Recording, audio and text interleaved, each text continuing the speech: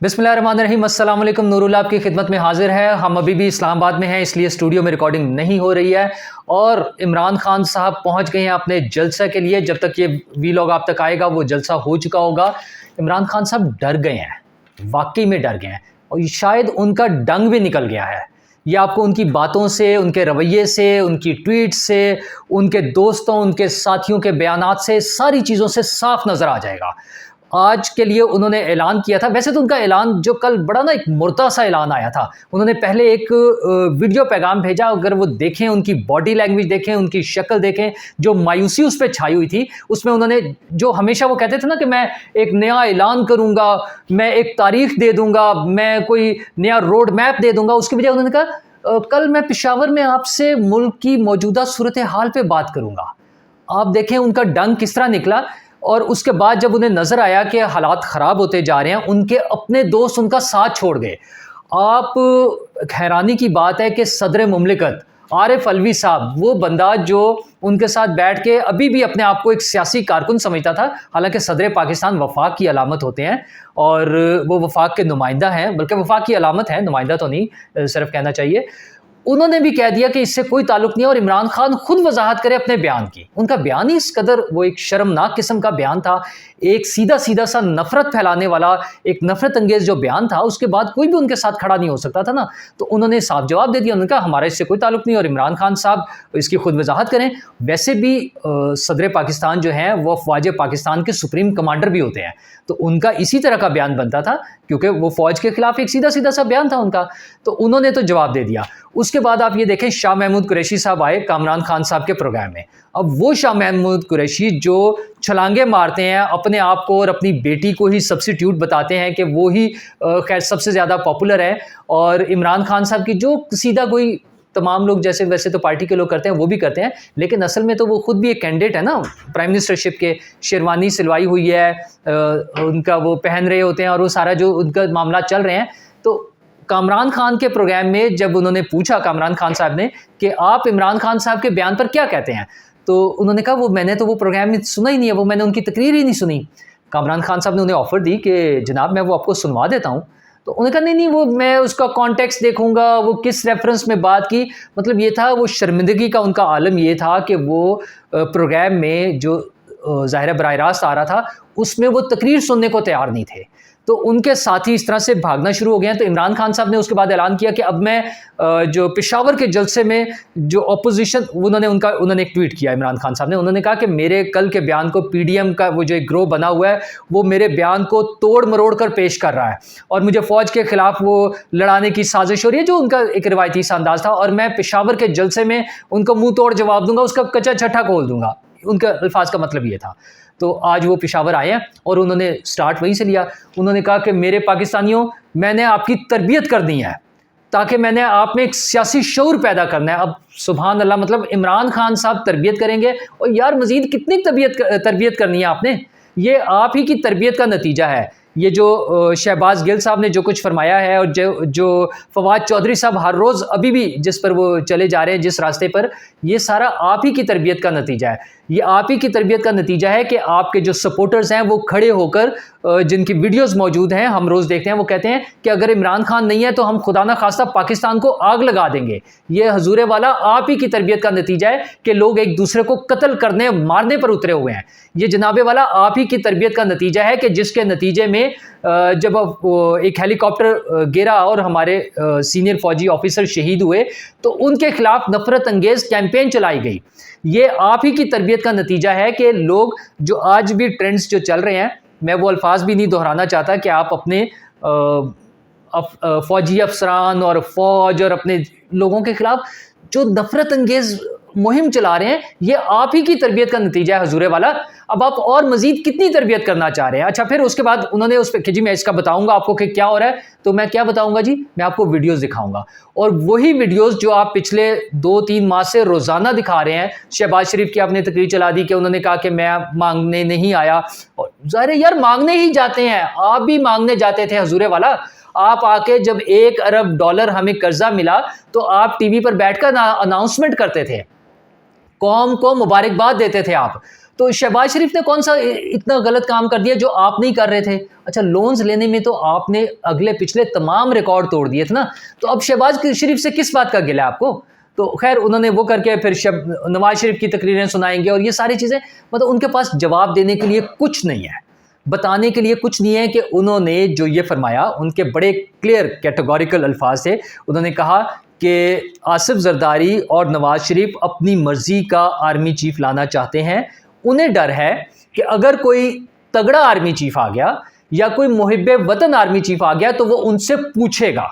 अच्छा, इसका बड़ा साफ मतलब यह है कि इमरान खान साहब की नज़र में या इमरान खान साहब के ख्याल में जिसको नवाज शरीफ और आसिफ जरदारी, अच्छा एक बात तो फिर वही मैंने कल भी बात की थी, ये नवाज शरीफ और आसिफ जरदारी ने नहीं अपॉइंट करना है, ये वज़ीर आज़म पाकिस्तान ने करना है। इमरान खान साहब, आप 3.5 साल इस मुल्क के वज़ीर आज़म रहे हैं।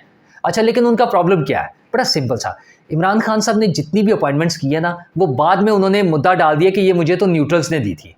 उन्होंने अपने सर पे कुछ लिया ही नहीं। उन्होंने चाहे किसी के खिलाफ केस किया, चाहे उन्होंने वो जो है चीफ इलेक्शन कमिश्नर को अपॉइंट किया। उन्होंने कहा जी, पहले छलांगे मारते थे कि ये हम ज़बरदस्त चीफ इलेक्शन कमिश्नर लाया है, ये बड़ा ईमानदार आदमी है, और जब अपने सर पे पड़ी, जब छुट्टी हो गई, तो हमें बता रहे हैं कि चीफ इलेक्शन कमिश्नर तो मुझे न्यूट्रल्स ने दिया था। तो भाईजान, आप तो बतौर प्राइम मिनिस्टर काम कर नहीं सकते थे, आप में तो ये हिम्मत नहीं थी, आप अपनी उन पावर्स को एक्सरसाइज नहीं कर सके। तो ये पावर एक्सरसाइज करनी है वज़ीर आज़म पाकिस्तान ने, और वज़ीर आज़म पाकिस्तान है शहबाज शरीफ साहब। आपको अच्छा लगे या बुरा लगे, बल्कि आपको तो बुरा ही लगेगा ना, जाहिर है आपके ख्याल में तो आपके अलावा कोई वज़ीर आज़म बन ही नहीं सकता, तो लगते रहे बुरा। और अच्छा, वो कंसल्टेशन अगर करते हैं, वो नवाज शरीफ से कंसल्ट करें, वो आसिफ जरदारी साहब से कंसल्ट करें, वो मौलाना फजलुर रहमान साहब से कंसल्ट करें, वो बिलावल भुट्टो जरदारी से कंसल्ट करें, उनकी मर्जी। हाँ, उन्होंने आपसे कंसल्ट नहीं करना, क्योंकि कानून में कहीं ये नहीं लिखा हुआ कि एक ऑपोजिशन का लीडर जो असम्बली से इस्तीफे दे चुके हैं और धक्के खाते फिर रहे हैं, सड़कों पे खड़े होकर लोगों को गालियां निकाल रहे हैं, उनसे भी आपने कंसल्ट करना है। हाँ, कानून में लिखा हुआ था कि चीफ इलेक्शन कमिश्नर को अपॉइंट करते हुए आपने, यानी वज़ीर आज़म ने, ऑपोजिशन लीडर से कंसल्ट करना है। तो उस वक्त आपको तौफीक नहीं हुई, तब आप आसमान पर खड़े हुए थे कि मैं बात नहीं करना। अब आपके बारे में आती है खबरें कि आप तरले मिनते कर रहे हैं, लोगों से रिक्वेस्टें कर रहे हैं कि मेरी नवाज शरीफ से मुलाकात करा दें। अब कुछ नहीं होना इमरान खान साहब, आप लेट हो गए हैं। वो जो आपकी पार्टी ट्रेंड चला रही थी ना कि इमरान खान हमारी रेड लाइन, तो अब आप वो रेड लाइन क्रॉस कर गया है। और मुझे तो हैरत होती थी देख के, इमरान खान साहब ने खुद जो ट्वीट किए हुए हैं उसमें भी नीचे लिखा होता था इमरान खान हमारी रेड लाइन। वो मुझे वो लतीफ़ा याद आ जाता है एक फिल्म स्टार के बारे में, कि मैं अब नाम नहीं लेना, अच्छा लगेगा। वो बारी स्टूडियो में कहीं शूटिंग हो रही थी, तो एक साहब वहाँ खड़े कह रहे थे कि वो फला आपने देखा है एक्टर, वो आया है और छा गया है। 2-3 दफ़ा उन्होंने रिपीट किया। तो एक साहब जो हमारे दोस्त वो वहाँ वो शूटिंग देखने गए हुए थे, तो उन्होंने पूछा कि यार ये कौन है? उन्होंने कहा ये वही साहब है, ये वही एक्टर है जो खुद बता रहे हैं। तो इमरान खान साहब के बारे में वो जो हमारे दोस्त इमरान शफकत साहब भी अक्सर कहते हैं कि वो सुबह उठ के शीशे में देख के ना अपने आप को, और कहते हैं वाह वाह वाह क्या इमरान खान है, क्या खूबसूरत आदमी है। तो वो ऐसे ऐसे बल्कि प्यार कर रहे होते हैं अपने आप को ना शीशे में देख के। तो वो उनका हाल है, वो अपनी ट्वीट में ही लिख रहे होते थे कि इमरान खान हमारी रेड लाइन। तो हजूर, आप वो रेड लाइन क्रॉस कर गए, और वो ट्रू मीनिंग में रेड लाइन, कि आप अपने मुल्क के अवाम को अपनी फ़ौज के सीनियर ऑफिसर्स के ख़िलाफ़ खड़ा करना चाहते हैं। आप अपनी मुल्क के जूनियर और एक सर्टन लेवल तक के रैंक्स के ऑफिसर्स को अपने सीनियर ऑफिसर्स के खिलाफ बगावत पर आमादा कर रहे हैं। और ये बात अब कोई ढकी छुपी नहीं रही है, सबके सामने आ गई है। तो इस बात पर ये तो फिर वो रेड लाइन है ना। हाँ, अगर कोई ये कहता कि वो जो पुराने लीडर्स पे आप जिन पे तनकीद कर रहे हैं, आपसे पहले जो हुकूमत में रहे हैं और जो अब फिर आ गए हैं और वो आइंदा भी आते रहेंगे, पॉलिटिकल सिस्टम है, आपको भी चांस मिल सकता था।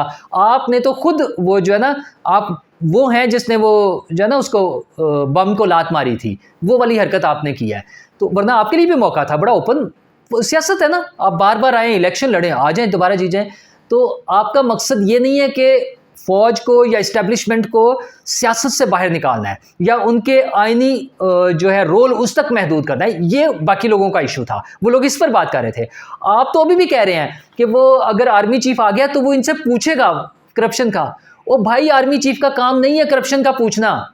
एक डीजी, वो मुबैना तौर पे जो स्टोरी आती है, एक DG ISI ने आपको बताया था आके करप्शन का, तो आपको आग लग गई थी। फिर आप उछलते थे, उल्टे लटक गए और आपने वो खबरों के मुताबिक या अफवाहों के मुताबिक आपने उनको उस पोस्ट से हटा दिया। तो अपनी दफ़ा तो आपके ये हालात हो जाते हैं। दूसरों के लिए आप कह रहे हैं कि आर्मी चीफ ने आके उनसे पूछना था। आर्मी चीफ का क्या काम पूछने का? आर्मी चीफ का एक सर्टेन रोल है, कानून में लिखा हुआ है, आइन में मौजूद है, वो उसके मुताबिक अपना परफॉर्म कर रहे हैं। अच्छा हाँ, जहाँ ज़रूरत पड़ी, मतलब आपने जो बेड़ा गर्क कर दिया था इकोनॉमी का, आप चूंकि किसी से बात करने के काबिल नहीं थे, सऊदी अरब वालों ने आपको अपने जहाज से उतार दिया, चलते हुए जहाज को वापस उतार के आपको धक्का देके बाहर निकाल दिया। जब ये हालात हो गए तो हमारे आर्मी चीफ को इन्वॉल्व होना पड़ा था चीज़ों में। वो पैसे भी मांगने गए, उन्होंने जो इकोनॉमिक इश्यूज थे उस पर भी बात की। ये आपकी अपनी हरकतों की वजह से था, बजाय आप उनको उनके वो रोल तक महदूद करते। आपने तो ये सारा बीज आपका अपना बोया हुआ है। अच्छा, अब भी आपकी कोशिश है कि मैं नंबर 1 से मिल लूं, मैं नंबर 2 से मिल लूं। इस तरह से कुछ नहीं होना इमरान खान साहब। आपकी ये वाली जो ट्रेन है ना, ये मिस हो गई है। अब तो आज आपने देख लिया ना फैसला जो इस्लामाबाद हाई कोर्ट में हुआ है। उन्होंने कहा है कि जनाब इन्वेस्टिगेट करें। इन्वेस्टिगेशन के लिए इमरान खान साहब को उनके वो जो ऑर्डर है उसका मतलब ये है कि तफ्तीश में शामिल हो इमरान खान साहब, और अगर वो ना हो तो कानून अपना रास्ता बनाए। और कानून अपना रास्ता कैसे बनाएगा कि पुलिस ऑफिसर जो भी हो, जूनियर सीनियर, वो जाए, उनको पकड़े, उन्हें उठाए और उठा के थाने में ले आए, अगर इमरान खान साहब शामिल हैं। वैसे तो उनके वकील ने अक्लमंदी का मुजाहरा किया, उन्होंने कहा हम तफ्तीश में शामिल हो जाएंगे, लेकिन वो अगर नहीं होंगे, अगर वो तफ्तीश में शामिल नहीं होंगे तो उनके साथ यही सलूक होगा। और इमरान खान साहब झूठ पर झूठ बोले जा रहे हैं। वो जो फ्लड रिलीफ के हवाले से है, उन्होंने 5 अरब के दावे किए पहले, फिर उनका ट्वीट आ गया, 3 सितंबर को उनका ट्वीट आया, उसमें उन्होंने किया कि 2.3 बिलियन जमा हो गए, उसके लिए शुक्रिया अदा किया, 2.3 अरब रुपए। और फिर कल उन्होंने जो बयान दिया, जो अखबारात में भी छप गया है, कि 1 अरब रुपया जमा हो गया। इमरान खान साहब, झूठ बोलने का कोई फायदा नहीं है। वो 1 अरब हो या 1 करोड़ हो, आप पब्लिक की वेलफेयर के लिए, उनको मदद करने के लिए, उनके रेस्क्यू करने के लिए ये काम करें। जो लोग आपके साथ हैं वो आपको चंदा दे रहे हैं, लेकिन खुदारा इसको अपनी पार्टी की पॉलिटिक्स के लिए और अपनी पार्टी की तशहीर के लिए इश्तहारात में ना ज़ाया कीजिएगा। ये जो हकदार हैं उन तक पहुंचा दीजिएगा। शुक्रिया।